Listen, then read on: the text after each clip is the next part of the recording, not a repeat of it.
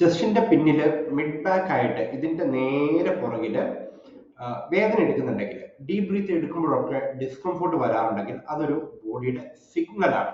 അത് നമ്മുടെ ഒരു ബോഡി സിഗ്നലാണ് ശരിക്കും. തൊറാസിക് സ്പൈൻ എന്ന് പറയുന്നത് നമ്മുടെ ചെസ്റ്റിന്റെ പിന്നിലുള്ള മിഡ് ബാക്ക് ഏരിയ ആണ്. സിറ്റിംഗ് ജോബ്, ഇരുന്ന് ജോലി ചെയ്യുന്നവരിൽ ഏറ്റവും അധികം നെഗ്ലക്ട് ചെയ്യുന്ന ഒരു ഭാഗമാണിത്.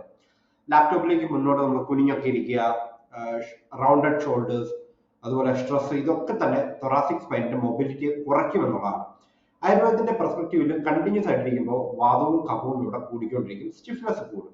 ഇതിന്റെ ലക്ഷണങ്ങൾ എന്ന് പറയുന്നതാണ് മിഡ് ബാക്കിന്റെ ഒരു ടൈറ്റ്നെസ് ഉണ്ടാവുക, ചെസ്റ്റിന്റെ പിന്നില് ഒരു ബേണിംഗ് പെയിന് അല്ലെങ്കിൽ കുത്തുന്ന ഒരു തരം പെയിൻ അവിടെ ഉണ്ടാവും. അതുപോലെ ഒരു സ്റ്റാഗ്നന്റ്, ഒരു മസിലിന്റെ ഒരു തടിപ്പ് ഉണ്ടാവും. ലോങ് സിറ്റിംഗ് ആണെന്നുണ്ടെങ്കിൽ പെയിൻ ഇത് കൂടുതലാണ് ചെയ്യുക, വേഴ്സനാക്കും എന്നുള്ളതാണ്. നമ്മൾക്ക് ഇതിന്റെ ഒരു പ്രധാനമായിട്ട് തോന്നുക ഡീപ് ബ്രീത്ത് എടുക്കുമ്പോൾ ഉണ്ടാകുന്ന ഒരു ഡിസ്കംഫോർട്ടാണ്.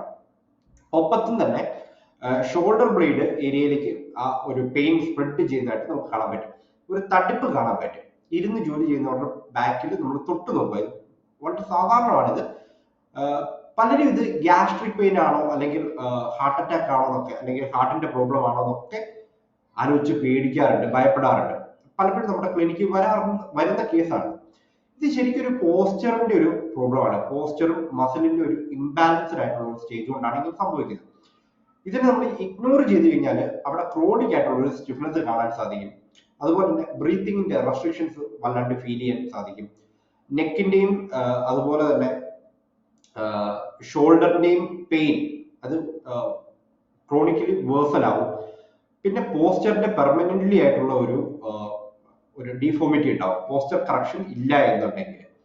ഇതിനെ നമുക്ക് വീട്ടിൽ ചെയ്യാവുന്ന കുറച്ച് കാര്യങ്ങളാണ് ഇനി പറയുന്നത്. ഒന്ന്, ചെയർ റീസെറ്റ് റൂൾ എന്ന് പറയുന്നത്. ഓരോ 45 മിനിറ്റിലും തുടർച്ചയായിട്ട് ഇരിക്കാതെ 1 മിനിറ്റ് എണീക്കുക, ചെസ്റ്റ് മൂവ്മെന്റ് ഓപ്പൺ ചെയ്യുന്ന തരത്തിലുള്ള മൂവ്മെന്റുകൾ ചെയ്യുക. ഈ തരത്തിലുള്ള മൂവ്മെന്റുകൾ ചെയ്യാം.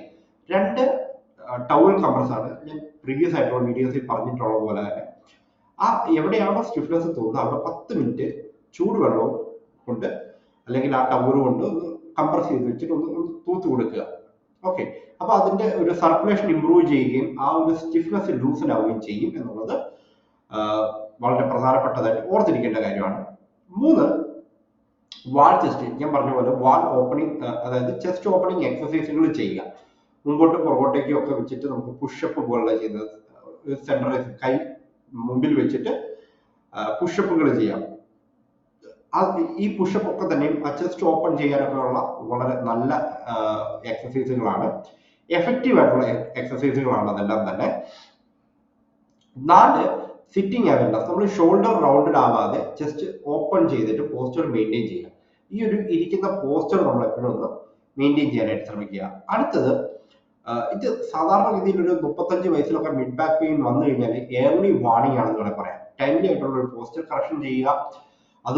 അതുപോലെ തന്നെ ഗൈഡഡ് ആയിട്ട് അടുത്തുള്ള ഏതെങ്കിലും ഒരു ആയുർവേദ ഡോക്ടറിനെ നോക്കിക്കൊണ്ട് തന്നെ അതിനുള്ള മെഡിസിൻ ഡിപ്പെൻഡന്റ് അല്ലാതെ തന്നെ എങ്ങനെ റിലീഫ് ചെയ്യാൻ പറ്റും എന്നുള്ള കാര്യത്തെ കുറിച്ച് അവരോട് ചോദിക്കുക.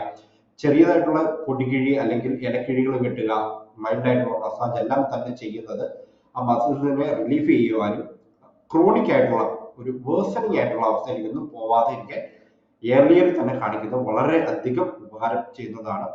എനിക്ക് തോന്നുന്നു UK-ലേക്ക് പുറത്തു പോയി താമസിക്കുന്ന ആളുകൾക്ക്, ഇരുന്ന് ജോലി ചെയ്യുന്ന ആളുകൾക്ക് ഇത് വളരെ കൂടുതലാണ്. കാരണം ഒരു ദിനചര്യ വെച്ച് നോക്കുകയാണെന്നുണ്ടെങ്കിൽ എണ്ണ തേച്ച് കുളിക്കുന്നത് നമ്മുടെ ഒരു ഭാഗമാണ്. എന്നാലും അത് ചെയ്യാത്ത ആളുകളിൽ ഇത് വളരെ വളരെ കൂടുതലായിട്ട് കണ്ടുവരുന്നുണ്ട്. സോ ഇത് ഡെയിലി നിങ്ങളുടെ റൂട്ടീനിലേക്ക് ആഡ് ചെയ്ത് നോക്കുക. നിങ്ങളുടെ സംശയങ്ങൾ എന്തെങ്കിലും ഇതുമായി ബന്ധപ്പെട്ടതുണ്ടെങ്കിൽ താഴെ കമന്റ് ബോക്സിൽ രേഖപ്പെടുത്താവുന്നതാണ്. കഴിയുന്നതിന് സാധിക്കുന്നതിന് ഞാൻ മറുപടി തരുന്നുണ്ടാവും.